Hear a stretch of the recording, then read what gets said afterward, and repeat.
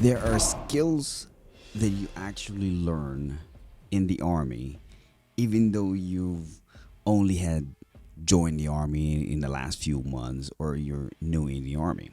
Even in basic training alone, these skills you can use in the civilian sector that makes you a very critical member of your community. And I'm telling you, these skills you don't even know that it's already ingrained in you. It just sometimes comes out when the situation needs for it.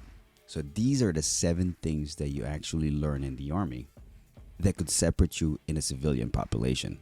The first one is survival skills. Even after your basic training, you have your unit training, and some of this training you might think it might not matter or it doesn't provide any value, but it kind of does.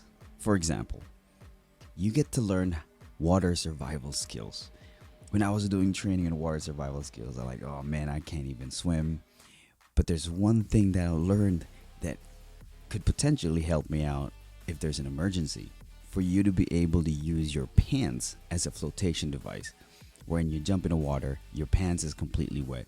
You remove your pants and you tie the ends of the pants, both legs, and you whip it up in the air, basically creating a balloon, and it traps the air inside the pants. And you can use it as a flotation device. And then when the pants dries, you just do the entire process all over again. The key is to be able to survive long enough so that when the help arrives, you'll be all right.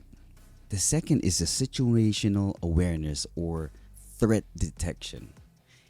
It's weird they don't teach you that as far as a lecture. It just becomes an instinct eventually. For example, you get to learn the fatal funnels wherein when you're knocking on somebody's door, as soon as you knock, you tend to not stand directly in front of the door. You kind of back up a little bit or go off to the side.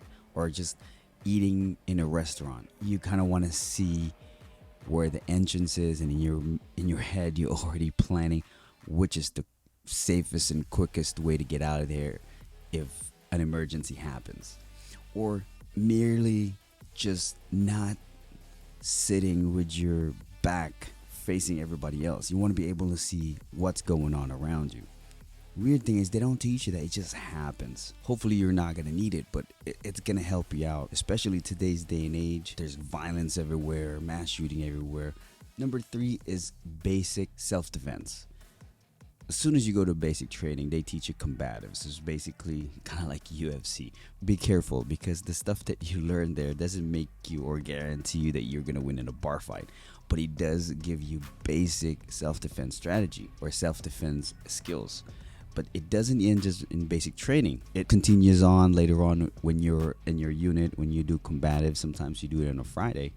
And there are some programs in the Army outside your work hours wherein you can join some clubs that focus on combatives, and at the same time there are classes too, especially your first few years. You got level 1 combatives, level 2 combatives. You learn a lot when it comes to, and you also learn how to be able to take a punch, especially on level 1 wherein you just jump into the fight, and then you got level 2 instructors just pounding on your face, and your main goal is not to get hit in the face. The purpose of that drill is for you to be able to take a hit and just keep defending yourself or keep protecting yourself. All right, this is a good one, and I think this is valuable. This is the first aid essentials. So as soon as you go to basic training, part of the course is called Combat Lifesaver. CLS teaches you how to provide care while waiting for the emergency service to arrive, just to give the casualty a better chance of survivability. Part of this course is, for example, if somebody's choking, you're going to be able to learn different techniques to help the casualty breathe. So those are really cool stuff. There's a lot more on there. They don't teach you CPR though. Next is land navigation. So you're going to be able to navigate with using only your compass, protractor, and a map. So you're not reliant on GPS or technology. You'll be able to orient yourself where you at a map. You'll be able to kind of find out the distance without using any technology, just using pacing. So these are good things. If something happens that you don't have technology and you're lost and you only have a map, you'll be able to navigate or at least get to the closest ranger station so you can call for help. Next is effective communication under stress. This is very important. You're going to learn this quickly. You're going to be able to control yourself, calm down, so you can get all the information that's needed so that you can relay the information, so any emergency services or any help that's coming to you have the right equipment to bring depending on the situation, and also they know what to expect. Really, the biggest part is to calm down so you don't panic in times of natural disasters or zombie apocalypse. Last one is packing skills for emergencies. Day one almost, and throughout your career in the Army, you're gonna learn how to pack effectively. They're gonna teach you, hey, you gotta pack for 3 days or 72 hours worth of gear.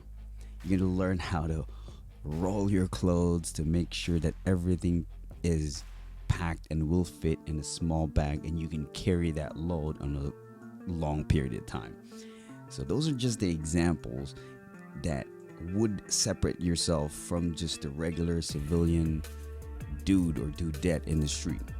Joining the Army, never underestimate the value and the lessons you learned, even if you're in the Army for the last year or so, even if you're new there. Speaking about new, stay new so you can learn a lot more. This is the High Speed FNG. We'll catch you in the next video.